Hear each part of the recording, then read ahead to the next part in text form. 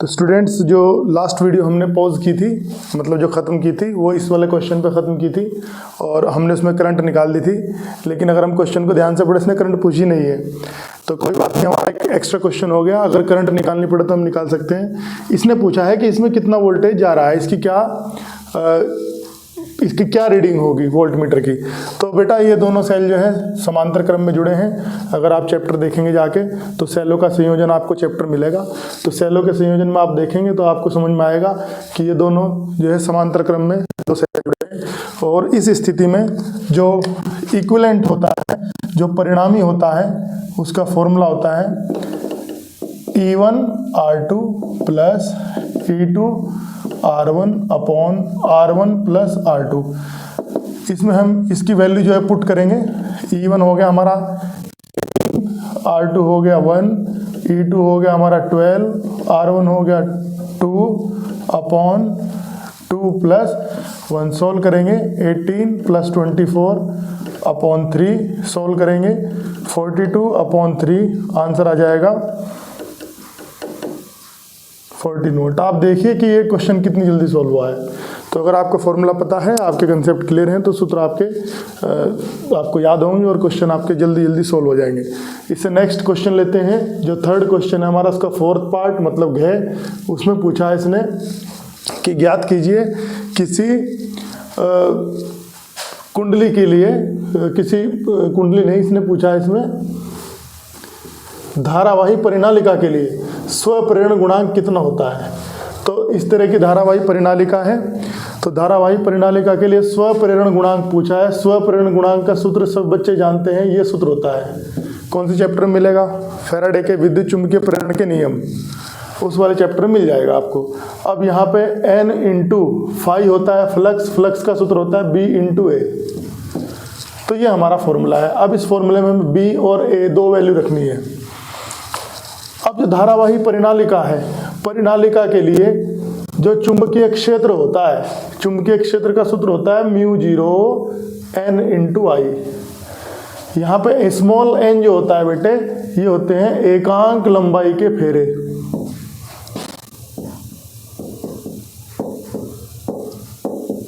और इसको कैसे कैलकुलेट करते हैं? टोटल फेरे अपॉन टोटल लंबाई। जो परिनालिका है, उस परिनालिका में कितने कुल फेरे हैं और बटे उसकी कितनी लंबाई है, इसको डिवाइड करेंगे तो n का फॉर्मूला मिल जाएगा। तो b का फॉर्मूला पूरा क्या आ जाएगा? μ0 capital N I upon L।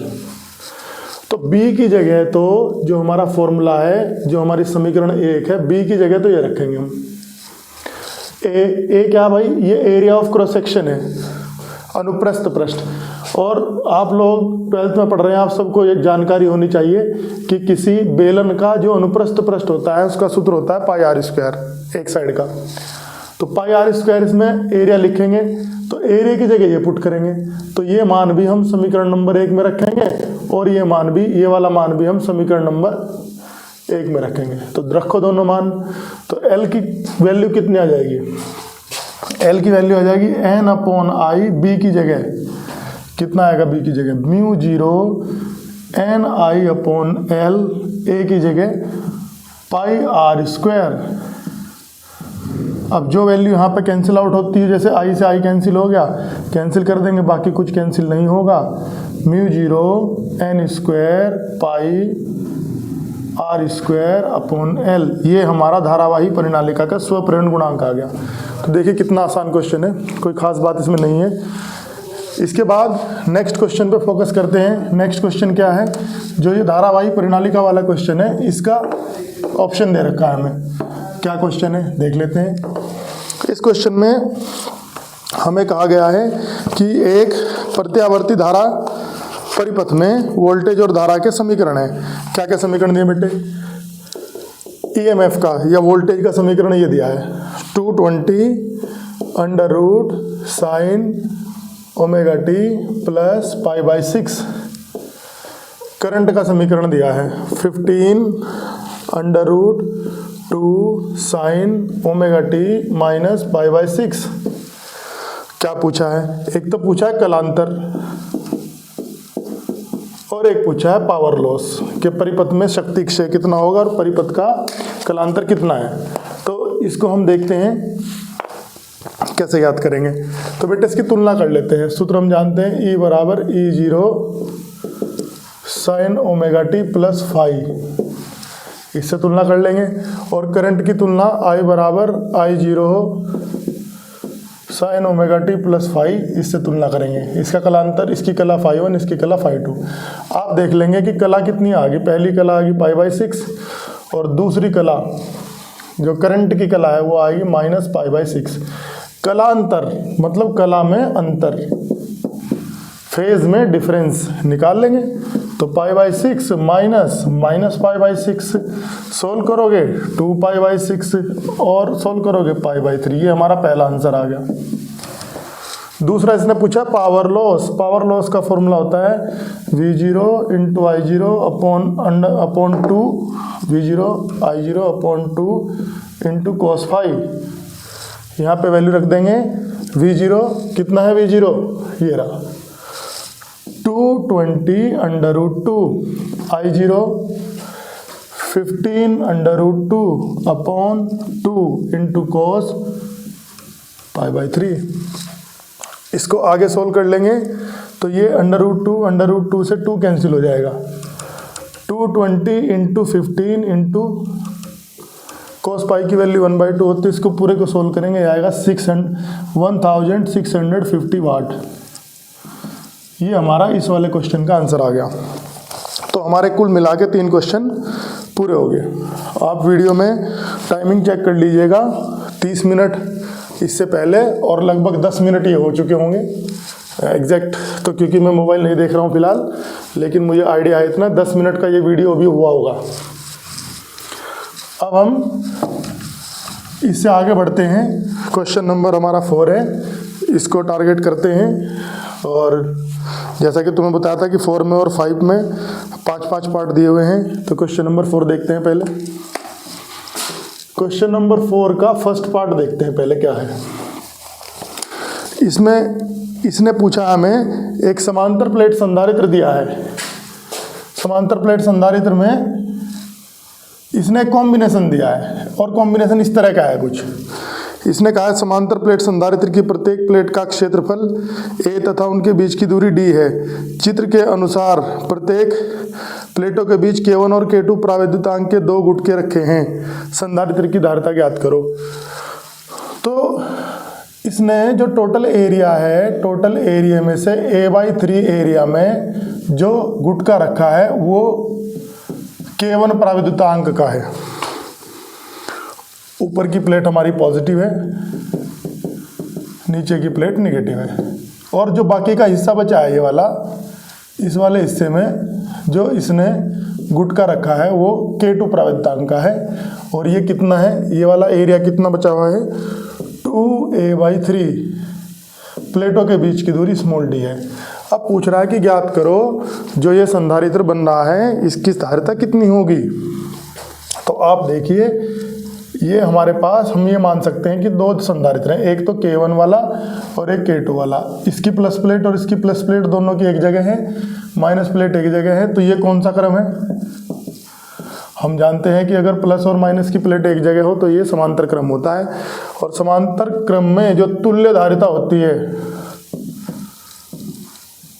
वो डायरेक्ट जोड़ देते हैं। समांतर क्रम में संधारित्र को जोड़ने पर तुल्य धारिता होती है C1 + C2। अब C1, अब धारिता का सूत्र क्या होता है ε0 A/d। ये होता है अगर बीच में वायु हो। अब आप C1 में देखो, C1 में बीच में क्या है, ये धारिता कौन सी C1, ये कौन सी C2। C1 में कितना प्रावैद्युतांक रखा है K1, तो K1 ε0, एरिया कितना है A/3। ऐसे जब दूसरा लिखोगे C2 तो K2 ε0 2A/3/d। अब आप देख लो इसमें से ε0 A/d कॉमन आ जाएगा, यहाँ बचेगा, और 3 भी कॉमन आ जाएगा, यहाँ बचेगा K1 और यहाँ बचेगा 2K2। तो ये हमारी तुल्य धारिता आ गई। ये 3 नंबर का क्वेश्चन है। देखिए आप 4 लाइन में हुआ ये, अगर आपको कंसेप्ट क्लियर है तो 3 नंबर का क्वेश्चन और 4 नंबर में हो गया है। इसके बाद नेक्स्ट खगोलीय दूरदर्शी, नेक्स्ट क्वेश्चन है 4 का ख, खगोलीय दूरदर्शी। देखिए बेटा ये जो पेपर सोल्व करेंगे हम, ये एक वीडियो में नहीं हो पाएगा क्योंकि बड़ी हो जाएगी वीडियो बहुत, तो लगभग 20-20 मिनट की वीडियो हम बनाएंगे। तो जो कैमरा हमारे हैंडल कर रहे हैं मैं उनको कहना चाहूँगा कि जब 20 मिनट हो जाए तो मुझे इशारा कर दें, फिर उसके बाद हम नेक्स्ट वीडियो बनाएंगे। इसके बाद इसमें 4 का जो है इस क्वेश्चन को देख लेते हैं क्या है। इसमें इसने कहा है खगोलीय दूरदर्शी, खगोलीय दूरदर्शी का किरण आरेख बनाइए और इसकी आवर्धन क्षमता का सूत्र निगमित कीजिए। निगमित मतलब प्रूफ करना है। आवर्धन क्षमता का सूत्र निगमित कीजिए जबकि अंतिम प्रतिबिंब स्पष्ट दृष्टि की न्यूनतम दूरी पर बन रहा है। आपको समझना होगा, 3 नंबर का क्वेश्चन है तो ऐसे तो है नहीं कि सारा बताओगे आप, समझना होगा क्या करना है। पहले तो किरण आरेख, खगोलीय दूरदर्शी जो होता है उसमें ऑब्जेक्ट लेंस बड़ा होता है और जो नेत्रिका लेंस होता है, आई लेंस, वो छोटा होता है। ऑब्जेक्ट लेंस और आई लेंस 2 लेंस होते हैं। ऑब्जेक्ट लेंस बड़ा होता है, नेत्रिका लेंस छोटा होता है। प्रतिबिंब दूरदर्शी हम बना रहे हैं। दूरदर्शी क्या करता है? दूरदर्शी दूर की वस्तु को देखने वाला दूरदर्शी कहलाता है। तो जो दूरदर्शी होगा इसमें जो वस्तु होगी वो कहाँ स्थित होगी बेटे? दूर, खगोलीय वस्तु। खगोलीय मतलब बहुत दूर स्थित वस्तु है। मान लीजिए हमने मान लिया ये वस्तु है। हम जानते हैं कि दूर स्थित वस्तु से कोई भी जो लेंस होता है वो अपनी फोकस पे प्रतिबिंब बनाता है। तो ये मान लिया हमने कि इससे प्रकाश की किरणें आ रही हैं दूर रखी वस्तु से, तो ये लेंस से निकलने के बाद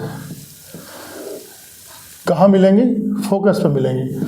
मतलब ये जो ऑब्जेक्ट लेंस है हमारा, ये इस वस्तु को जो बहुत दूर स्थित है, दूर मतलब इनफाइनाइट पे स्थित वस्तु का प्रतिबिंब कहाँ बनाएगा? अपने फोकस पे। तो ये प्रतिबिंब इस वस्तु का इस लेंस ने बना दिया। हमने मान लिया प्रतिबिंब क्या है? ए डैश बी डैश। कहाँ बनाया? अपने फोकस पे। तो ये दूरी कौन सी हो जाएगी? फोकस दूरी। ये कौन सा लेंस है? Eye lens. अब इसकी बारी है। आई लेंस क्या करेगा? आई लेंस को थोड़ा सा, आई लेंस कैसा होता है बेटे? कम फोकस दूरी का और छोटा लेंस होता है। तो इसको आई लेंस को हम बनाते हैं, ये छोटा लेंस बनाते हैं, इसे कम फोकस दूरी का है। ठीक है, तो ये आई लेंस बना दिया हमने। तो अब आई लेंस से प्रकाश की किरणें, आई लेंस के लिए इस वस्तु से जो प्रतिबिंब बना है इससे चलेंगी। एक प्रकाश की किरण ये चली, इसकी फोकस दूरी कम होगी, हमने मान लिया इतनी फोकस दूरी, तो इसके फोकस से निकल जाएगी जो प्रकाश की किरण होगी। दूसरी प्रकाश की किरण इसके ऑप्टिकल सेंटर से निकल जाएगी ऐसे। तो ये दोनों प्रकाश की किरणें इधर पीछे हटाने पर यहाँ पे जाके कहीं काटेंगे, तो यहाँ पे काट देंगी, तो ये फाइनल प्रतिबिंब हमारा बनेगा। तो ये तो हो गया बेटे किरण आरेख। इस क्वेश्चन में इसने कहा है कि किरण आरेख बनाइए, खगोलीय दूरदर्शी का किरण आरेख बनाइए। किरण आरेख बनाना 3 नंबर का क्वेश्चन है, तो कम से कम ये मान लो कि 3 में से 1.5 नंबर, 1.5 नंबर इसका है केवल। इसके बाद जो दूसरा पार्ट है, कह रहा है इसका सूत्र निगमित कीजिए जब अंतिम प्रतिबिंब स्पष्ट दृष्टि की न्यूनतम दूरी पर बन रहा हो। तो अंतिम प्रतिबिंब कहाँ बनना है? मान लेते हैं ये वाली दूरी है, तो अंतिम प्रतिबिंब की दूरी कौन सी है? स्पष्ट दृष्टि की न्यूनतम दूरी, मतलब कैपिटल डी। तो हमें यह समझना है कि हमें आवर्धन क्षमता का पूरा सूत्र, कौन सा सूत्र होता है आवर्धन क्षमता का? ये फॉर्मूला होता है। ये पूरा सूत्र हमें सॉल्व नहीं करना है, ध्यान रखेंगे। यही चीज़ आपको पेपर में देखनी है, टाइम कैसे मैनेज करें। क्वेश्चन पढ़ो, 3 नंबर का क्वेश्चन है, इसने किरण आरेख ही पूछा हुआ है। आवर्धन क्षमता का सूत्र भले ही वो कह रहा है निगमित कीजिए, लेकिन वो निगमित करना उस कंडीशन के लिए कह रहा है कि जो अंतिम प्रतिबिंब वो कहाँ पे बनना है? स्पष्ट दृष्टि की न्यूनतम दूरी पर। तो हम यहाँ पे लिखेंगे जनरल फॉर्मूला। इसको सिद्ध नहीं करेंगे, हम लिखेंगे हम जानते हैं कि जो सामान्य सूत्र होता है वो ये होता है, तो हम इसको डायरेक्ट यूज कर लेंगे। सामान्य सूत्र ये होता है। अब सामान्य सूत्र में कंडीशन लगाएंगे, अंतिम प्रतिबिंब कहाँ बनना है? स्पष्ट दृष्टि की न्यूनतम दूरी पर। तो अंतिम प्रतिबिंब हमने दूरी मान ली, प्रतिबिंब वस्तु की दूरी u ही होगी और अंतिम प्रतिबिंब की दूरी d होगी। तो हम लेंस का formula 1/v minus 1/u equal to 1/f, ये सूत्र किस वाले लेंस के लिए लगा देंगे? आई लेंस के लिए। और कब? जब अंतिम प्रतिबिंब कहाँ बन रहा है? अंतिम प्रतिबिंब कहाँ बनना है? स्पष्ट दृष्टि की न्यूनतम दूरी पे, मतलब 25 सेंटीमीटर पर, कैपिटल डी पर। तो आई लेंस के लिए लगाएंगे तो यहाँ पे आ जाएगा। अब आप देखिए कि इस लेंस से, आई लेंस से ये डिस्टेंस, वस्तु की दूरी इधर है, तो वस्तु की दूरी इधर है तो क्या हो जाएगी? वस्तु की दूरी, वस्तु इधर है तो आप साइन कन्वेंशन जानते हैं कि इससे इधर की तरफ माइनस एक्स एक्सिस होता है, ये हमारा मूल बिंदु मान लो, माइनस एक्स एक्सिस है तो ये नेगेटिव हो जाएगी और ये नेगेटिव हो जाएगी, प्रतिबिंब की दूरी भी नेगेटिव हो जाएगी, फोकस दूरी एफ ही आ गई। तो अब यहाँ से आप देखोगे तो -1/VE minus minus plus 1/UE equal to 1/FE, और अंतिम प्रतिबिंब की दूरी क्या बता रहा है? 25 सेंटीमीटर। तो इसकी जगह क्या रख देंगे हम? Capital D, 25 centimetre. अब यहाँ पे 1/UE की वैल्यू देख लो आप क्या होगी? 1/FE प्लस 1/D, ये हम रख देंगे सामान्य सूत्र में। इसमें रखते हैं क्या आएगा? m equal to minus FO into 1/UE कितना हो गया? 1/FE plus 1/D। और बेटा इसमें से नीचे से FE कॉमन निकाल लो आप, यहाँ 1 बच जाएगा। तो ये आपको इतना लिखने के 3 नंबर आराम से मिल जाएंगे। 1.5 इसका है प्रूफ करने का, और 1.5 इस किरण आरेख को बनाने का है। तो ये हमारा जो वीडियो, ये जो हमारा क्वेश्चन है ये कंप्लीट हो गया। 4 का ख। अब 4 का ग देखते हैं हम। तो लगभग हमारे पास 15 से 16 मिनट का वीडियो हो चुका है। 4 का ग देखते हैं, इसको भी हम निपटा देंगे जल्दी। 4 का ग, इसमें कह रहा है एक सेल है जिसका आंतरिक प्रतिरोध स्मॉल r है। ये कह रहा है इसको 2 अलग अलग प्रतिरोधों के साथ जोड़ा गया है, एक बार R1 के साथ, एक बार R2 के साथ। ये सेल है हमारा, EMF E है, आंतरिक प्रतिरोध R है। तो इसने कहा है कि कुछ समय तक धारा बीच में भेजी जाती है अलग अलग प्रतिरोधों में इस सेल के द्वारा। यदि दोनों प्रतिरोधों में ऊष्मा समान हो तो सिद्ध करो small r equal to √R1R2 होगा। बहुत आसान क्वेश्चन है। कैसे? ऊष्मा समान है, किसी तार में प्रवाहित धारा के कारण जो ऊष्मा का सूत्र होता है वो ये होता है I²RT, ये फॉर्मूला होता है।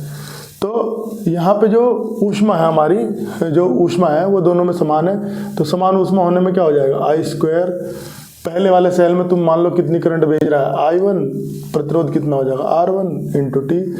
दूसरे में I2² R2 into T, T से टी कैंसिल हो जाएगा, कितना आ जाएगा? I1² R1 equal to I2² R2।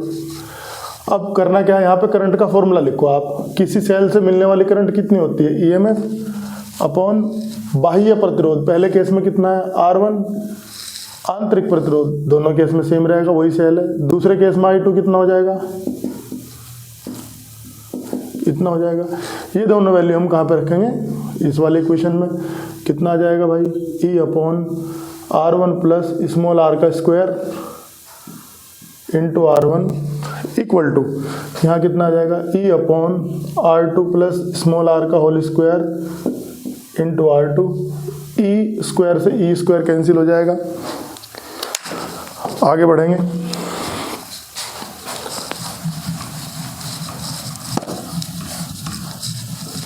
इसको सोल्व करेंगे आगे। अब यहाँ पे आप देखेंगे तो कितना बचेगा? R1 upon R1 plus small r का स्क्वायर। इस साइड में कितना बचेगा? R2 upon R2 plus small r का स्क्वायर। इसको इधर ले आओ, R1 into R2 plus small r का स्क्वायर। इसको इधर ले जाओ, R2 into R1 plus small r का स्क्वायर। यहाँ पे पूर्ण वर्ग का सूत्र लगा दो, R1 into R2 square plus R² plus 2 R2 into small r। इधर कितना बचेगा? R2 into R1 square plus small r square plus 2 R1 into small r। अंदर गुणा करा दो, R1 R2 square plus R1 R square plus 2 R1 R2 small r। उधर कितना बचेगा? R2 R1 square plus R2 R square plus 2r1 r2 small r, अब ये दोनों तरफ है तो कैंसिल हो जाएगा। स्मॉल r वाले टर्म एक तरफ रख लो, r1 r2 स्क्वायर इधर पहले से था, इसको उधर ला दूसरी साइड में, r2 r1 स्क्वायर हो जाएगा। ये स्मॉल r वाला टर्म उधर जाएगा, r1 स्मॉल r स्क्वायर हो जाएगा। इनमें से r1 r2 कॉमन निकाल लो, r2 माइनस r1 बचेगा, इसमें से स्मॉल r स्क्वायर कॉमन निकाल लो, r2 माइनस r1 बचेगा, इससे ये कैंसिल हो जाएगा, r square equal to r1 r2 या r equal to r1 r2 का स्क्वायर रूट। तो 4 का गे क्वेश्चन था हमारा, ये कंप्लीट हो गया है। अब इससे आगे जो है, जो हमारा वीडियो का नेक्स्ट पार्ट है वो देखते रहिए, बन रही है हमारे साथ में, उसमें हम आगे के क्वेश्चन कंप्लीट करेंगे। और जहाँ तक मुझे लग रहा है शायद 4 पार्ट में वीडियो निपटेगी, तो मैं कोई क्वेश्चन छोड़ नहीं रहा हूँ, सारे क्वेश्चन करा रहा हूँ। तो आप 3 घंटे में करेंगे पूरा पेपर, और मैं आपको 1 घंटा 20 मिनट में या 1 घंटा 30 मिनट में करके दिखाऊंगा। तो आप में और मुझे फ़र्क है, लेकिन आप ट्राई करोगे तो आप भी जल्दी कर लोगे। तो इससे नेक्स्ट वीडियो में मिलते हैं आपके साथ। क्वेश्चन नंबर करेंगे हम 4 के, बाकी के जो बचे हुए पार्ट है 5, 6, 7, 8। तो इससे नेक्स्ट वीडियो में मिलते हैं आपके साथ में, बने रहिए आप।